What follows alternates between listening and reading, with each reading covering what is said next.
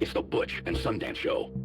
All right, Butch, so let me get this straight. So the CIA walks into Tulsi Gabbard's office in the middle of the friggin' night and took 40 boxes of JFK and MKUltra files? 40 boxes in 2026? 63 years after JFK got shot. At what point does national security become obviously somebody's hiding something? That's the script right there. Forget about conspiracy theories just for a second. Just read behavior. There's truly nothing to hide. Why does this story still move like an active crime scene? And then the CIA is like, no problem. We got it from here. Yeah, okay. Yeah, basically, it took the files and refused to give them back, right? Same agency that swore every MKUltra document was either released or destroyed. It turns out neither was true. Okay, so for the people who haven't seen this yet, this just dropped. Anna Paulina Luna went on News Nation and said that the CIA entered the office of the Director of National Intelligence, which is basically Tulsi Gabbard's shop, and removed about 40 boxes of documents related to the JFK assassination and MKUltra. And the timing is the thing, right? In the middle of the night, president's out of the country. If you wrote that in a screenplay, studio would hand it back and be like, yeah, this is too on the nose. She called it a coup. Anna Paulina Luna actually called it a coup. She's giving the CIA 24 hours to return these files or face a subpoena. Congressional speak for, please don't make me do something about this. But here's what makes the story a little different than every other JFK story we've ever covered. This isn't about what's in the files. This is about the fact that the friggin' CIA took them. That action is the story. Exactly, because the CIA's been on record for decades saying that MKUltra documents were either declassified or destroyed. That was their official position. There's nothing to see here. Now they're walking out of a government building with 40 boxes of this stuff, supposedly, and it didn't exist. So they either lied then or they're lying now. You pick your conspiracy. Or both. Usually both with these guys. Let's do what we do. Let's read the script, because the through line here isn't that complicated. It's just long. Start at the beginning.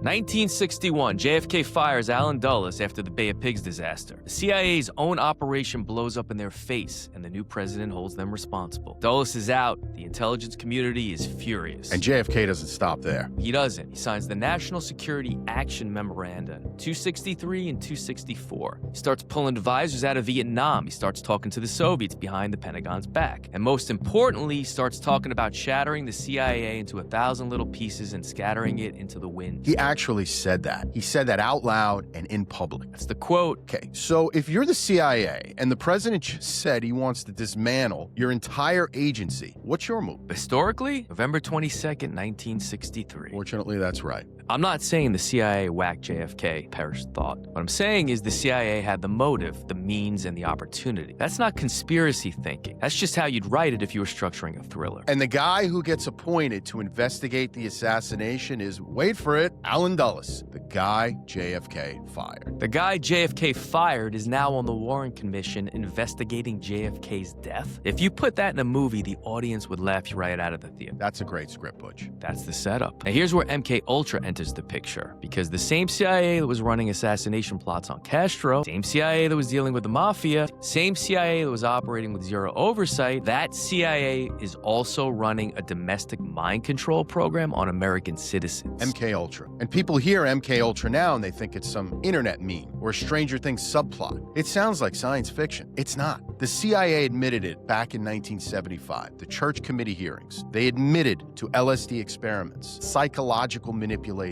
behavioral conditioning, all without consent. On American citizens, on their own people. They literally dosed people with LSD without telling them. Operation Midnight Climax. They ran brothels in San Francisco. They dosed the clients and watched through two-way mirrors. That's not a conspiracy theory. That's a declassified fact. So the same agency that may or may have not unalived the president was also running a mind control program on the American public. And now, 60 years later, they're walking into a government building at midnight to take files about those two things? That's the script. That's the whole movie right there. You get the same characters, same agency, same behavior, different decade. Okay, but here's my question. Why now? Why are they still protecting this stuff in 2026? Everyone's gone. Everybody's passed on. The Cold War's over. The Soviet Union doesn't even exist anymore. What could possibly be in those files that is still dangerous after 6 decades? Great question. And I think the answer isn't what people think it is. Everyone assumes the files contain some smoking gun about,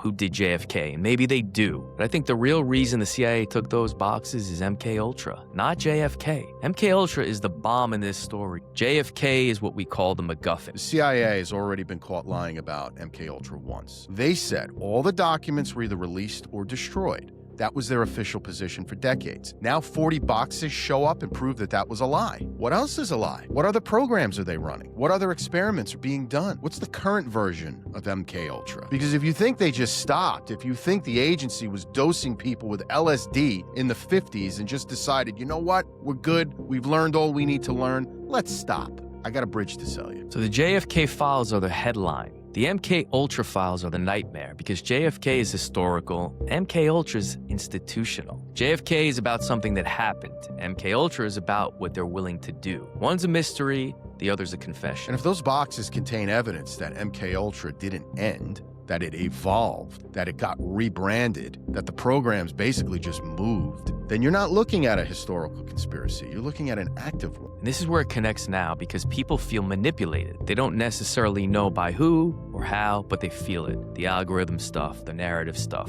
The way every 6 months there's a new thing everybody's supposed to be mad about, and then it just disappears. That's what I mean about MKUltra 1.0. Not because there's literally hypnotized assassins walking around, but because MKUltra proved something. It proved that institutions were willing to experiment on the public psychologically. They were willing to treat Americans as test subjects. Once you know that that's possible, everything else starts looking a little bit different. Everything. Algorithmic manipulation, narrative management, the outrage economy. It's not the same thing as dosing somebody with LSD, but the impulse behind it is the same. Control perception, manage behavior, direct attention. So when people hear that the CIA took the MKUltra files, they don't just think about what happened in the 60s. They think about, wait a second, what's the 2026 version of this? What exactly are they doing now? Yeah, that's why this story hits different, because it confirms the suspicion the game never stopped. Players change, the methods change, but the instinct to control what people do, what people know, and how they think, that's the same script they've been running. That same agency that was doing it back in 63 is the one taking the files in 2026. It's the same agency. It's the same behavior, just a different decade. That's not a coincidence. That's a pattern, my friend. And here's the thing that makes this even nuttier than a fruitcake. Hollywood spent 50 years training us for this exact story. Every political thriller from the last half century says the same thing. There's always another layer behind the layer. 3 Days of the Condor, Parallax View, JFK, Enemy of the State, the Manchurian Candidate, all of them, the same message. And that message is the agency is worse than you could ever imagine. And MKUltra made those movies scarier retroactively, because before MKUltra was declassified, Manchurian Candidate was just a thriller. After MKUltra, it's a documentary. Reality became even more paranoid than Hollywood. And now here we are in 2026, and the CIA is caught pulling files out of a government building in the middle of the night. And it's like, okay, are we in a movie? Or is this just what the real script looks like when you finally see the dailies? Because if this was a movie,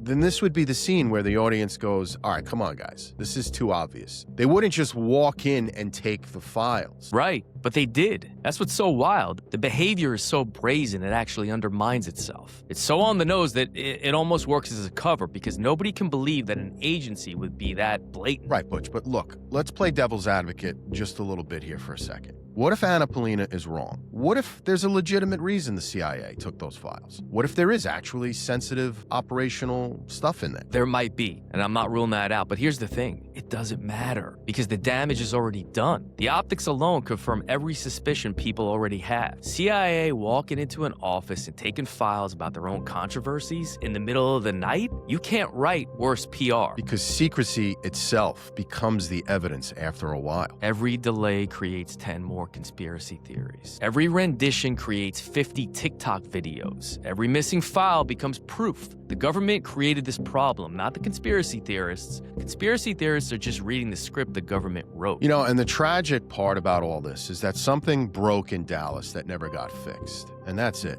Whether there was a conspiracy or not almost becomes secondary. The real issue is the permanent feeling that the public never got the full truth. And once people believe that, they start questioning everything. Look at the news, UFOs, intelligence agencies, all these media narratives. elections, wars. They don't trust any of it. Because if they lied once, what else did they lie about? That's the real legacy of these 40 boxes. It's not what's in them, it's what the removal represents. The system confirming in real time that it's still managing what you're allowed to know. Hey guys, real quick, if you're new here, we're Butch and Sundance. We're screenwriters. We look at the world basically like it's a script. Because honestly, most of the time, these days, the things that are happening in our world today reads like one. So hit the subscribe button. It helps us more than you know. Back to it. The crazy part about all this is the cover-up has been running longer than the conspiracy. JFK passed in 63. That's 63 years of files being moved, hidden, now stolen. The cover-up is the story now. And it has been for decades. That's the dark comedy of it. The original event was a tragedy, but the institutional response is the secrecy, the stonewalling, the national security blanket. That turned it into a genre. A whole genre of entertainment exists because the government just couldn't be honest. Every JFK movie, every conspiracy podcast, every What Did They Know YT video, all of it exists because the government created a mystery and then acted suspicious about it for 6 decades. They built their own genre. This whole thing reminds me of the Bob Lazar story. The same energy. The government said none of this exists. Then it turns out that some of it did. The second the official story cracks, even a little, everything else floods in. And this is bigger than Lazar because Lazar was about technology. This is about what the government did to its own people. MKUltra isn't a rumor about alien spacecraft. It's a documented program where the CIA experimented on American citizens. So here's where we land. The real reason the CIA took those files isn't national security. It's institutional survival. Those 40 boxes don't just contain history. They contain evidence that the CIA has been lying about what it did and what it's still capable of doing. Yeah, and whether Anna Paulina Luna actually gets these files back or not, whether she subpoenas the CIA, it doesn't matter. The story's already out. The suspicion is already confirmed. The friggin' script's already been read. CIA just proved that the conspiracy never ended. They didn't just take those files to protect America, they took them to protect themselves. Same script, Sundance, same agency, different act. 63 years later, and the ending is still classified. That's the real reason. And honestly, that's the scariest part. After all these years. Guys, if you made it this far, you're our kind of people. Hit that like button. It actually makes a difference for the algorithm and trying to get this stuff out there. And subscribe if you haven't. Stay prayed up, stay safe, and God bless. See you soon. It's the Butch and Sundance Show.